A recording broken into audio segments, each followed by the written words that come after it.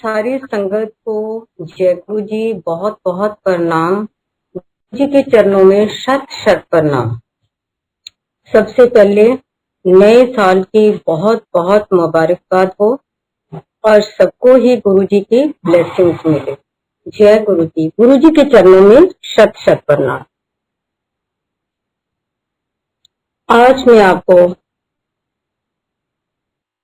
गुरु जी की ब्लेसिंग से, गुरु जी की रहमत से आपको बताने जा रही हूँ कि ये जो पिछला 2020 निकला हमारा, ये इतना खराब साल था, पर गुरुजी ने कैसे हमें फूलों की तरह रखा, उसी के लिए एक को मैं बताने जा रही हूँ। 2020 में जब ये स्टार्ट हुआ 3 मार्च से, मार्च के फर्स्ट वीक से स्टार्ट हुआ, उसके बाद जितनी संगत थी वो सब घबरा गए थे, सब अपने अपने घरों में सिमट गए थे। इवन गुरुजी का मंदिर भी बंद हो गया था। वर्ल्ड के खैर सारे मंदिर बंद थे, पर गुरुजी ने कैसे हमें संभाला। उस वक्त जब हमारे ऊपर कहर बरस रहा था, गुरुजी ने हमें आके सहारा दिया। ऐसी कौन सी संगत है जिसको गुरुजी ने सहारा नहीं दिया। चाहे वो अमीर है, चाहे गरीब है, चाहे किसी की झोपड़ी है, चाहे महल है, सबको गुरुजी ने आके सहारा दिया। इसके लिए मैं गुरुजी का बहुत बहुत संगत की तरफ से शुक्राना करती हूँ कि गुरुजी आपने कैसे हमें संभाला। दुनिया की भीड़ में ऐसे महसूस करा कि हम अकेले हैं। हर संगत ने महसूस करा हम अकेले हैं, पर गुरुजी ने आके हमें कैसे थाम लिया। जब हमारी नौका समुद्र के बीच, तूफानों के बीच भंवर में फंसी हुई थी, तो कौन आए? गुरुजी आए, खवैया बन के आए। वो हमारी नौका किनारे पे लगाई। उस परमात्मा का, उस गुरुजी का हम लाख लाख शुक्राना करते हैं कि गुरुजी हमें 2020 में से कैसे निकाला। बहुत बहुत शुक्राना, संगत की तरफ से शुक्राना। एक गुरुजी का बता रही हूँ कि जब भी लाइफ में, मैंने आगे भी बताया कि लाइफ में जब भी इंसान के दुख सुख आते हैं, ये नहीं है कि सुख हमेशा आते हैं, दुख भी आते हैं, पर हम लोग दुखों में घबरा जाते हैं। सुखों में हमें पता ही नहीं लगता कि वो टाइम कहाँ बीत गया। गुरुजी हमेशा कहते थे,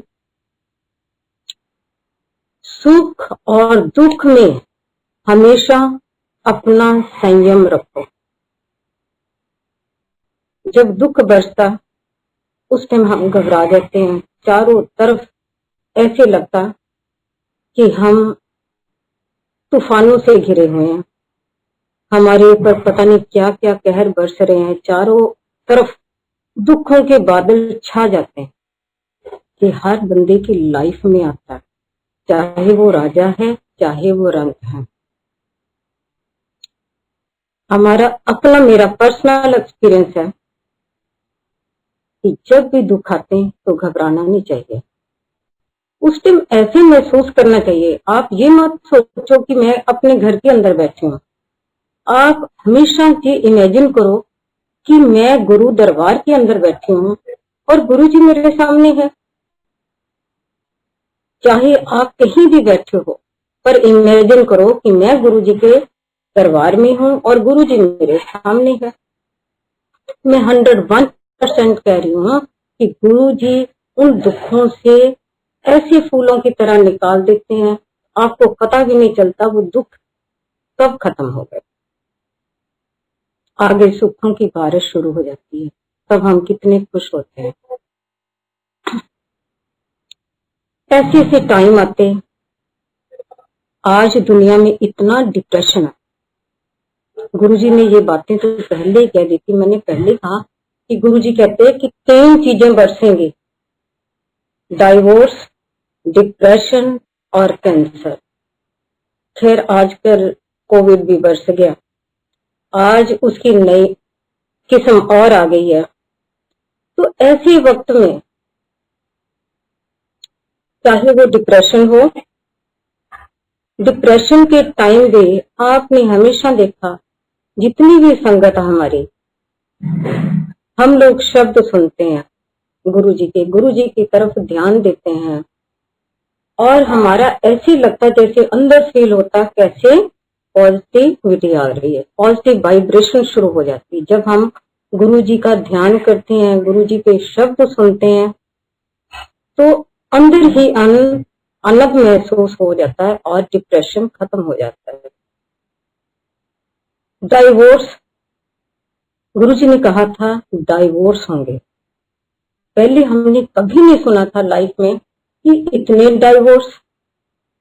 पहले जो चीजें फॉरेन में होते थे और हम सोचते थे डाइवोर्स होता क्या है, पर अब घर घर की कहानी है। डाइवोर्स क्यों होते हैं? पेशेंस की कमी है, लोगों के अंदर ईगो है, हमारे अंदर ईगो है, ईगो ही इसका कारण है। जब हम प्रेम पूर्वक एक दूसरे के साथ रहते हैं, एक गरम एक नरम, एक नरम एक गरम, तो ये चीजें कभी नहीं होती लाइफ में। पेशेंस रखनी चाहिए। दुनिया में कितनी भी तकलीफें हो, घर में कितना भी वातावरण खराब हो, कुछ हो, दुख हो, कलह क्लेश हो, कुछ नहीं, जब इंसान पेशेंस रखता, वो दुख की घड़ी, मैंने आपको बताया कि बादल जो हैं, दुखों के बादल, वो अपने आप सिमट जाते हैं और धीरे धीरे धीरे स्टेप बाय स्टेप वो खत्म हो जाते हैं। एक और गुरुजी ने बताया था कैंसर। आज cancer first, second, third, fourth stage है। एक छोटे छोटे बच्चे जो पैदा होते बच्चे हैं, जब बूढ़े हैं, जहाँ जवान है, हॉस्पिटल में जाओ कैंसर से पीड़ित है। ये एक ऐसी प्रॉब्लम है जैसे एक लकड़ी के अंदर घुन लग जाता है, ये वो घुन है। जब ये दिक्कत आती है, आज से काफी साल पहले जब ये दिक्कत आती तो लोग घबरा जाते थे। आज इसका ट्रीटमेंट है और सबसे बड़ा ट्रीटमेंट है हमारे गुरुजी।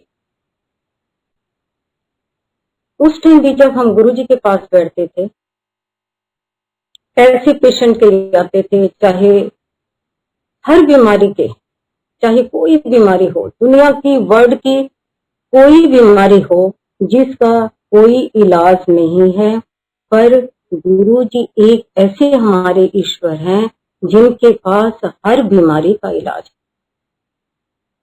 वो बीमारी का इलाज कैसे करते हैं, उनकी मेडिसिन क्या है, कितनी इजी मेडिसिन है उनकी इजी मेडिसिन यही है कि सबसे पहले हमें सरेंडर करना चाहिए उनके आगे। एक ईश्वर, साक्षात ईश्वर बैठे हैं, उनके आगे सबसे पहले हमें सरेंडर करना चाहिए। सरेंडर में क्या चीजें आती हैं कि जो जो चीजें उन्होंने बोली हैं, जो जो बातें उन्होंने कही हैं, उन बातों पे हमें अमल करना चाहिए। सबसे बड़ी बात तो उन्होंने यही कह दिया है कि अपनी ईगो को खत्म करो, अपनी मैं को खत्म करो। जब इंसान के अंदर मैं खत्म हो जाती है, इंसान सोचता कि मैं आई एम नथिंग, मैं कुछ भी नहीं हूं, जो कुछ है तुम ही तुम है। अगर ये ईगो खत्म हो जाए, ये मैं वाली ईगो खत्म हो जाए, तो कभी भी डाइवोर्स भी ना हो। पर आज ईगो बोथ साइड होती है। एक कैंसर की और बात बता रही हूँ। गुरुजी उस टाइम भी क्या करते थे, कोई अपनी प्रॉब्लम लेके आता था, हम बैठे होते थे गुरुजी के पास ही, कितनी भी बड़ी प्रॉब्लम होती थी जिसका वर्ड में कोई इलाज नहीं है, गुरुजी 1 सेकंड के अंदर, 1 के अंदर अपनी निगाहों से वो बीमारियां खत्म कर देते थे। हम लोग हैरान होते थे कि ऐसी इनके पास ऐसी कौन सी शक्ति है, ऐसी कौन सी सिद्धि है। ज्यादा तो हम यही सोचते थे कि इनके पास कोई ना कोई सिद्धि है। ईश्वर तो हमने कभी सोचा भी नहीं, कभी सपने में भी नहीं सोच सकते थे कि हम ईश्वर के साथ बैठे। अगर उस टाइम हमें पता भी चल जाता, खैर वो तो कहते रहे कि रब थोड़े सामने बैठा है पर तुसी पहचान नहीं रहे। अगर कह भी दिया तो हमने कौन सा माना उनको। उस टाइम भी ऐसे ऐसे पेशेंट आए, ऐसे ऐसे दुनिया, एक उनके अंदर तरस वाली, रहम वाली भावना बहुत थी। चाहे वो कहते रहते थे मैं कोई डॉक्टर है, मैं कोई डॉक्टर है, डांट भी देते थे, पर एक भोले भंडारी थे, ऐसे प्रभु थे, सबकी सुनते थे और सबकी मनोकामनाएं पूरी करते थे। चाहे वो किसी से बात करते थे, कि ऐसे लोग भी हैं जिनसे 3-3, 4-4 साल उन्होंने बातें नहीं करी। ये नहीं कि उनको ब्लेस नहीं करा, उनको भी ब्लेस करा। आज गुरुजी की इतनी रहमत है, आज वर्ल्ड सारा उनके आगे क्यों झुका है?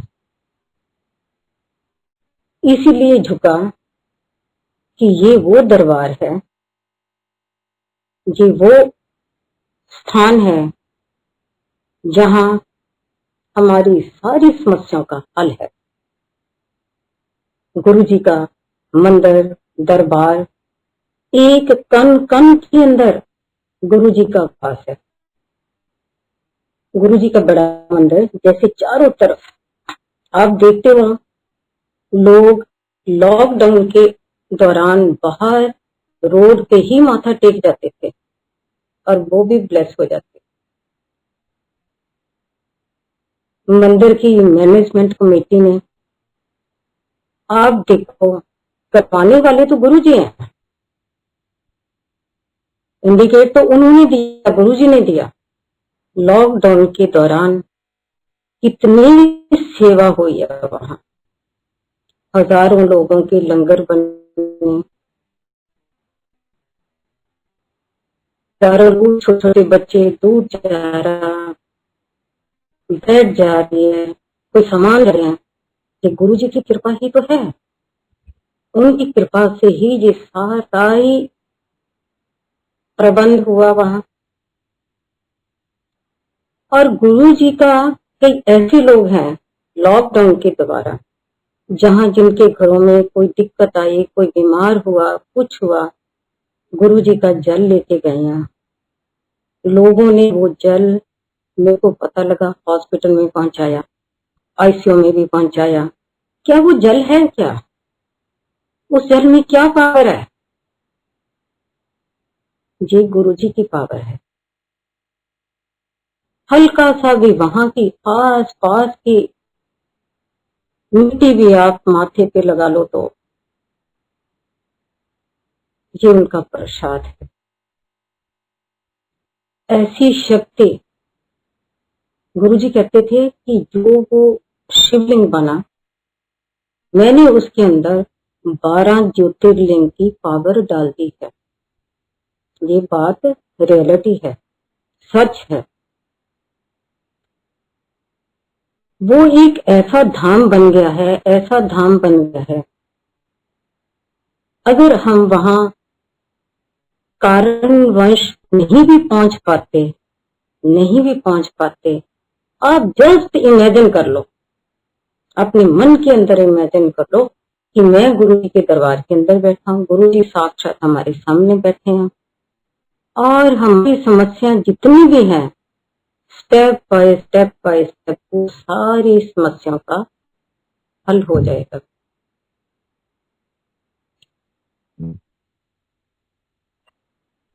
2021 गुरु जी की रहमत से शुरू हुआ।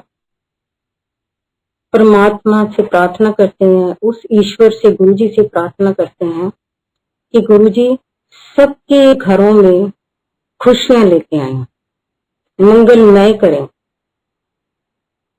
जिनको थोड़ी बहुत भी दिक्कत हुई है, 2020 में दिक्कत हुई है, सारी संगत हम उनके साथ हैं। ये देखो कि गुरुजी ने कितना अच्छा परिवार बना दिया। एक ने देखा कि लॉकडाउन में जो मैनेजमेंट कमेटी ने ये शुरू करा, जूम पे पुरानी संगत नई संगत का सत्संग शुरू करा, ये सबसे बेनिफिट है, सबसे बढ़िया काम हुआ। इससे कितने दुखी लोगों को मदद मिली, कितने दुखी लोग हमारे इस परिवार में शामिल हुए, पता नहीं कितने लोगों का भला हुआ। इसी की वजह से, सत्संग की वजह से, चाहे वो नए लोगों ने करा, चाहे वो पुराने लोगों ने करा, संगत ने करा, उसकी वजह से हमारा जो परिवार है वो बहुत अब फैल गया है, हमारा परिवार बड़ा हो गया। आप देखते हो ये रियलिटी में परिवार है। अब कभी भी कहीं जंगल में भी जाओगे, किसी कंट्री में भी जाओगे, जब आप देखोगे कि ये तो गुरु जी के हैं, भक्त हैं गुरु जी के, तो ऐसा उसके साथ आप ऐसे मिलोगे, आप दोनों ऐसे मिलोगे जैसे वो हमारे परिवार के सदस्य हैं। गुरु जी कहते थे मैं तो परिवार बना के जा रहा, यही असली परिवार है। आज जैसे मौसम ठंडा है, पर उसका मैं बता रही हूँ कि गुरु जी को कभी गर्मी सर्दी नहीं लगती थी। गुरु जी बहुत बड़ी ठंड भी होती थी तो भी वो टी शर्ट में घूमते थे। गुरु जी को गर्मी भी होती थी तो भी उनको कभी महसूस नहीं होता था। एक बार एक छोटा सा सत्संग सुना रही हूँ कि गुरु जी के कैसे मेरे कैसे बढ़ सके हैं। गुरु जी का रामगढ़ में गुरु जी का स्वरूप लेके गए, वहां कोई गुड़गांव के लोग आए हुए थे। उन्होंने कहा कि ये तो गुरु जी का स्वरूप है। तो मैंने कहा तो ये गुरु जी का ही स्थान भी गुरु जी का ही है। वो लोग गर्मी में आए हुए थे, वो कहते कि हमारा मन करता है कि जहाँ की हम बारिश देखना चाहते हैं और जहाँ की हम थोड़ा ठंडक लेना चाह रहे हैं। तो मैंने कहा कोई बात नहीं, हमारे गुरुजी आ गए हैं, सब ठीक हो जाएगा, बारिश भी हो जाएगी। मैंने अपने कॉन्फिडेंस से कहा। जैसे हम बैठे, थोड़ी देर के बाद, आधे घंटे के बाद, पता नहीं कहां से बादल आए, छमाछम बारिश शुरू हो गई। ये गुरुजी की महिमा है, वो अपने भक्तों की इज्जत भी रखते हैं। हम कई बार दावे से कोई बात को कर लेते ना, ये बात ऐसी है गुरुजी ऐसे, तो वो हमारी मदद करते हैं। गुरुजी वो हमारी लाज रखते हैं। अब मैंने तो उनको कह दिया कि बारिश हो जाएगी, अगर ना होती बारिश, पर नहीं, गुरुजी ने पूरी इज्जत रखते हैं, छमाछम बारिश। तो मैंने उनको ये कहा, मैंने कहा हमारे तो गुरुजी ऐसे हैं, ओले भी बरसा सकते हैं। वो कहते हैं नहीं नहीं जी ओले नहीं, हमें बारिश बस बहुत है, बारिश ठीक है। मैं नहीं नहीं, हमारे गुरुजी इतने पावर है, मैं क्या उनके अंदर ओले भी बरसा सकते हैं। आप बिलीव नहीं करेंगे, थोड़ी देर के बाद इतने ओले बरसे, इतने ओले बरसे कि वो सारी धरती वाइट हो गई।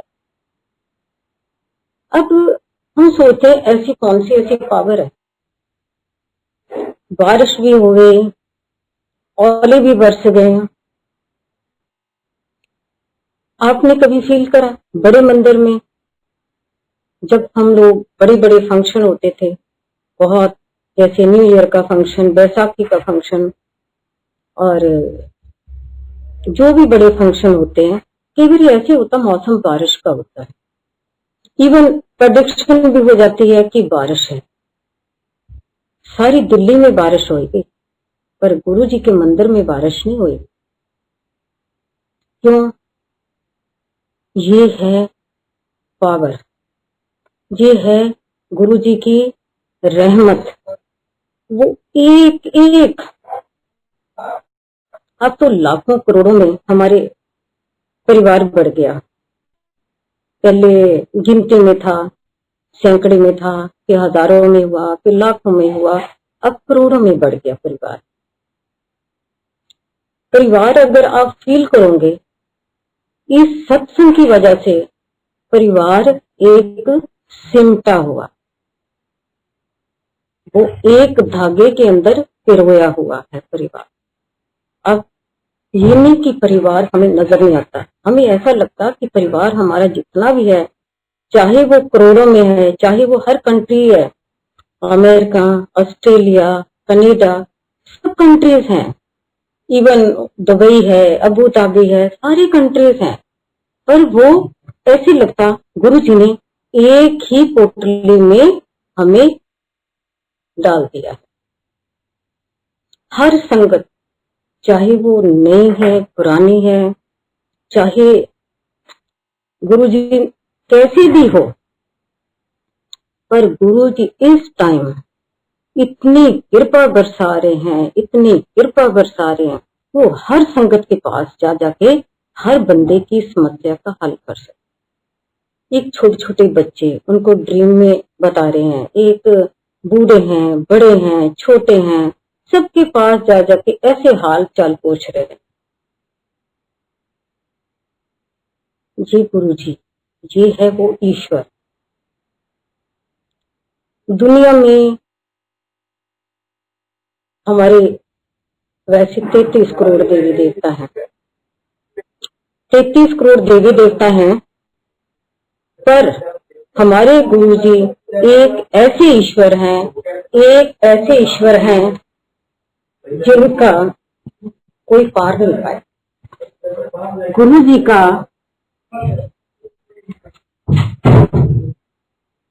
एक ऐसे डिफरेंट ईश्वर हैं, हमारे जो ईश्वर हैं, एक संहार करने वाले हैं, एक पालने वाले हैं, एक पैदा करने वाले, 3 डिपार्टमेंट हैं। पर ये हमारे गुरु जी एक ऐसे ईश्वर हैं, सबसे डिफरेंट ईश्वर। डिफरेंट ईश्वर क्यों कहते हैं इनको? क्योंकि सारे जितने हमारे समस्याएं हैं, सारे हमारे जितने हर तरह की समस्या में, तो सभी तरह की समस्या आ जाती है, सैकड़ों समस्या हो, करोड़ों समस्या हमारी हो, उसका हल गुरु जी। गुरु जी ने सारे डिपार्टमेंट अपने हाथ में ले रखे हैं। जिंदगी में कभी कोई काम हो, कुछ हो, चाहे हमें किसी को औलाद नहीं मिल रही, किसी को 13-14 सालों के बच्चा नहीं मिल रहा, किसी को कारोबार नहीं मिल रहा, कोई भूखे से हो रहे हैं, कोई बीमारी से हो रहे, हर तरह की समस्या, पर गुरु जी ने, किसी की जॉब चले गई, किसी को जॉब नहीं मिल रही, गुरु जी ने हर समस्या का हल करा। अब कभी भी जैसे आपने आजकल जूम पे सुने होंगे, सबके सत्संग सुने होंगे, नई संगत जो नई जुड़ी है उनकी भी सत्संग सुने होंगे। आपने सुना होगा कि गुरु जी कैसे कैसे समस्याओं का हल करते।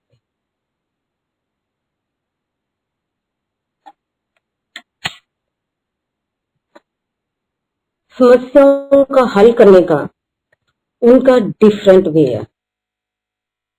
वो एक तीर से कई निशाने मार देते। आपको पता ही नहीं चलेगा कि हमारी समस्याओं का हल कब हो गया।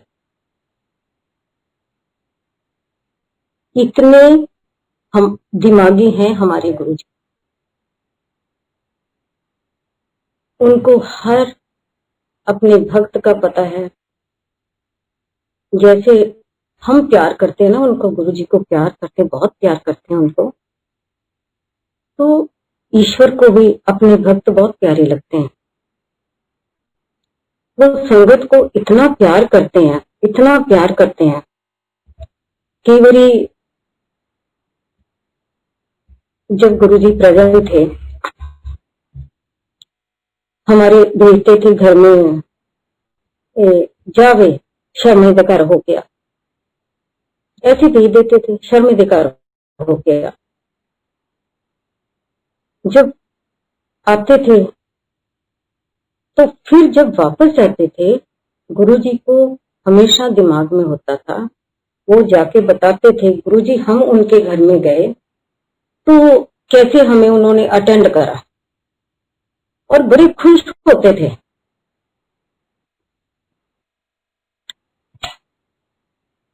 देखिया फिर, देखिया ना फिर शर्मिंदकार, देखिया फिर जो उस टाइम था वो आज भी है। आज कई लोगों को कह देते हैं शर्माधिकार हो गया।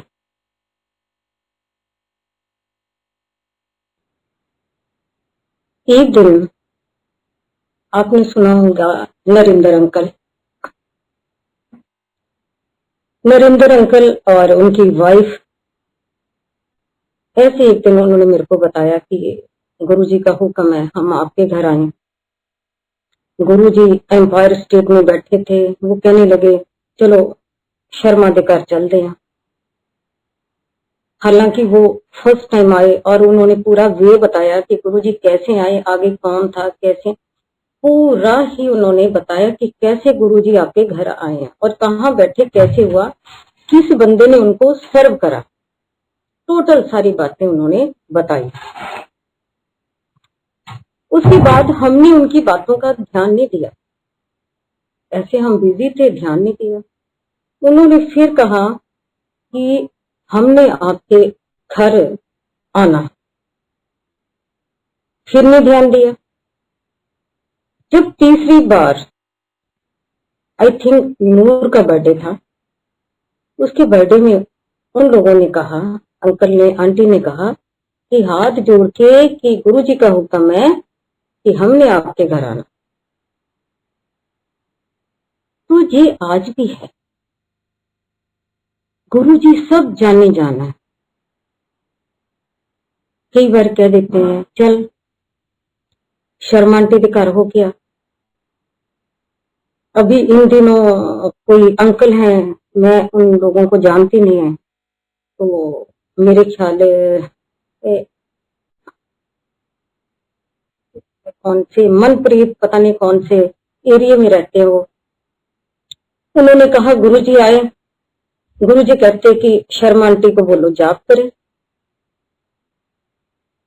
2 महीने बाद फिर आ गया उनका फोन कि आंटी आप जानते नहीं मेरे को, पर गुरुजी का हुक्म है कि आप जाप करें। ये चीजें जो गुरुजी दर्शा रहे हैं, संगत को दर्शा रहे हैं, कई बार हम इन चीजों पे विश्वास नहीं करते। हम कहते हैं गुरुजी ने कहा ऐसे। पीछे कोई द्वारका से आया मैसेज कि मैं चंडीगढ़ थी, तो द्वारका से मैसेज आया कि गुरुजी ने जो आपको जूते दिए ना, वो जूतों के नीचे मिट्टी लगी है। गुरुजी कहते कि वो मिट्टी शर्मा आंटी को बोलो मिट्टी साफ कर ले। कहता जी मेरे को तो पता नहीं ये मैसेज है गुरु जी का। तो मेरे को आया कि जो गुरु जी ने 20-25 साल पहले वो शूज दिए थे, वो शूज ऐसे जो नीचे से भुर नहीं जाते, तो भुर भुर के थोड़े से वो हो गए, मिट्टी से हो गए।